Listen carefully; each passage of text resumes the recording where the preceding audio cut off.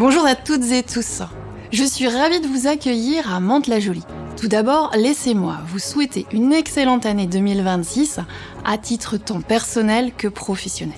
Je suis ici au cœur du futur atelier de Mantes-la-Jolie pour la maintenance des rames du RER E. C'est ici, dans cette salle, que vont être gérés en 2027 tous les mouvements des rames RER-NG qui entreront et sortiront de l'atelier pour leur maintenance. Cette année, le chantier du futur atelier a vécu de nombreuses évolutions. Le grand public a pu les découvrir avec plaisir lors des Journées européennes du patrimoine en septembre dernier. Le génie civil et le second œuvre sont maintenant terminés. D'ici quelques jours, les bâtiments nous seront complètement livrés. La pose des objets techniques lourds comme le vérin ou le tour en fosse, nécessaires à la maintenance des trains, a déjà commencé.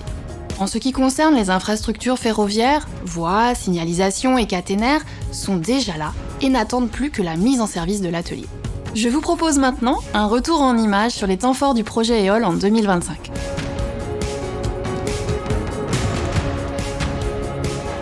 Depuis la mise en service du RER-E entre Haussmann-Saint-Lazare et Nanterre-La Folie, nous sommes heureux des bons résultats d'exploitation de cette ligne. La ligne E rencontre de plus en plus son public, avec déjà 130 000 nouveaux voyageurs par jour. Aujourd'hui, 30 000 voyageurs quotidiens profitent par exemple de la nouvelle gare de la Défense Grande Arche. Le projet EOL répond ainsi à son objectif de désaturation des RER A, B et D en offrant de nouvelles alternatives aux voyageurs avec ce premier prolongement de la ligne E, devenue la plus interconnectée d'Île-de-France. Dans le tunnel, nous avons également terminé cette année l'installation de survolteurs. Ils nous permettront de conforter l'alimentation électrique de la caténaire et donc la robustesse du plan de transport. Le développement du système d'exploitation Nexteo se poursuit lui aussi. Une nouvelle étape a été franchie avec une campagne d'essai réussie qui a été menée en conditions réelles de circulation dans le tunnel.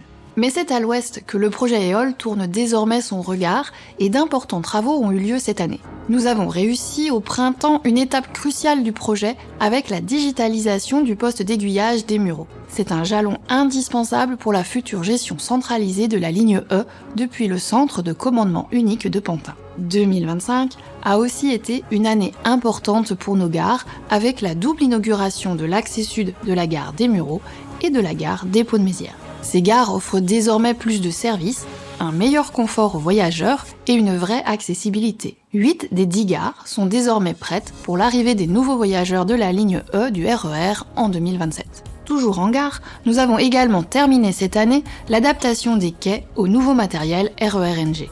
Enfin, nous venons d'achever tous les travaux prévus dans la charte acoustique pour résorber les points noirs de bruit de la ligne existante. Des murs acoustiques ont ainsi été installés à Houille et à Sartrouville. Cet engagement fort du projet pour le développement durable se nourrit également d'une dimension sociale et territoriale, avec par exemple des actions en faveur de l'insertion professionnelle. En 2025, nous avons de nouveau dépassé nos objectifs avec plus d'1,6 million d'heures d'insertion réalisées au sein de nos chantiers. Avec tous ces exemples, vous l'aurez compris, 2025 a été une année riche et rythmée. Merci à toutes les équipes SNCF et partenaires qui se sont mobilisés pour la réussite de notre projet. 2026 sera une année tout aussi passionnante. C'est l'année du compte à rebours avant la mise en exploitation de la ligne E du RER à Mantes-la-Jolie.